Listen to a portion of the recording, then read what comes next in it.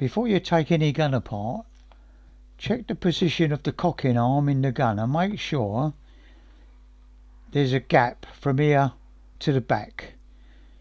If you've got a gap of say 3/8, you can increase the stroke by 1/4. That'll leave you an 1/8 gap before that would hit the cocking arm. So you don't want to have it too close. An 1/8 or more, you'll be alright. But with Airsporters and Mercuries, they normally got a really big gap, so you can increase it 4 or 5mm quite easily. Right, carrying on with this Airsporter. This is the piston of an Airsporter. This is the later ones that have the O-ring and a buffer washer there. These are the ones that disintegrate and seize up in the cylinder. The earlier ones, the Mark 1s and 2s, had a conical piston like that, and the cylinder was shaped the same as that. This had a lever washer and a nylon insert to hold it there, and they did have a fibre washer behind, but the fibre washer on this one has gone, but I'll replace that with a PTFE one. The easiest way to put a PTFE washer on, or the original leather one with a nylon insert, is to cut this one off and just use a socket and bash the other one over the lip, because there's a little groove there that holds it on. But that's on the Mark 1s and Mark 2s. The Mark 3 onwards are these type. And the end is held on with a pin. So to get the end off, you have to knock the pin out. Shouldn't be too hard. You see the pins coming out the other side.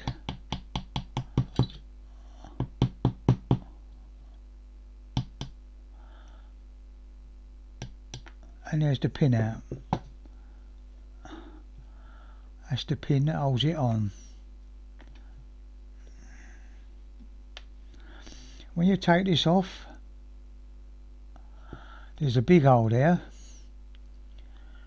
and that allows the pin, when the pin is in, to move about. And if I put it sideways, you'll see that it can move backwards and forwards like this. That allows, when it hits the end, the buffer washer to take the shock, which will be behind the head like this. There it is here. And this one's falling apart.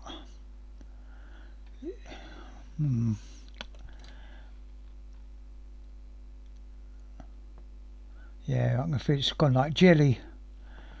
This one's been caught in time where it ain't falling and seizing up inside. But you can see it's coming off, but it's very, very soft. And there it is. It's very sticky.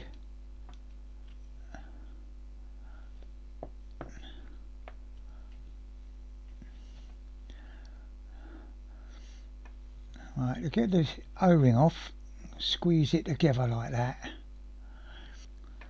Get it behind it that way and lift it.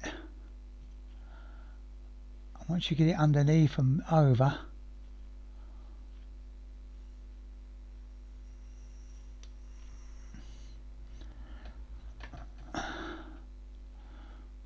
peel it off like that. And the O-ring's going a bit funny as well. So that's the piston head. It's nylon, and they often can crack and break. We do these in stainless steel, which will never break, but you can also increase the stroke on these by doing away with a buffer washer and re-drilling the hole. You'd have to take a little bit off of here, and as you can see, the amount you've got to take off the front is the amount, that gap there. So if you measure that gap and take that off the front, you can re-drill the pin, the hole for the pin, at 90 degrees from that one. So you hold it there. If you've got my stainless steel one, clamp it on and drill through that as a guide. But of course it would be against it there because you've shortened that front end off.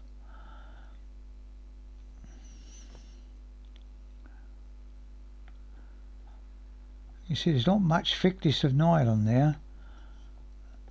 As you can see, it's only that thick, about a mil. That's probably why they crack, and they crack through here and they break through and they leak. Air leaks through the middle.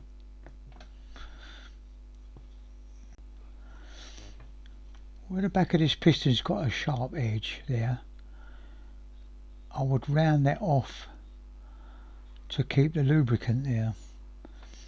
Otherwise that's going to act as a scraper ring and clear all the oil away. So you need the oil on here for when you're cocking it, and under here when you're cocking it, because it's pulled back from this position here.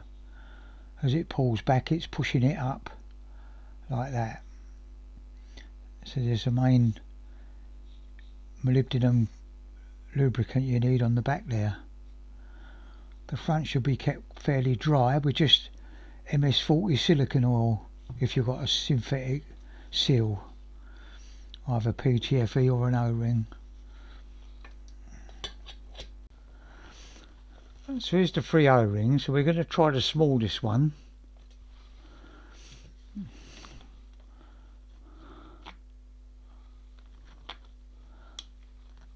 And then try it in the cylinder.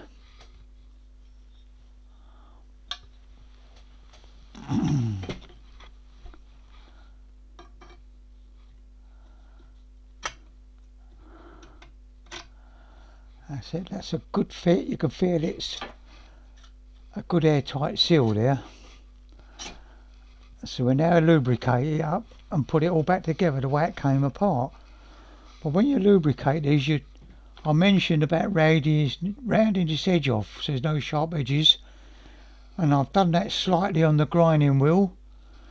So I've just put an angle at that angle like that, just so the oil doesn't get wiped away. And that way, if you're using molybdenum oil there, a molybdenum grease will stay there and keep it lubricated properly. When you're pushing the piston in, there's threads at the back here, but make sure you don't tear it up when you force it into the threads or the inside of this channel, because at the end there you might shave a bit off. So when you get near this end, you push it down with a screwdriver while your friend pushes it forward. That way it won't tear the O-ring off.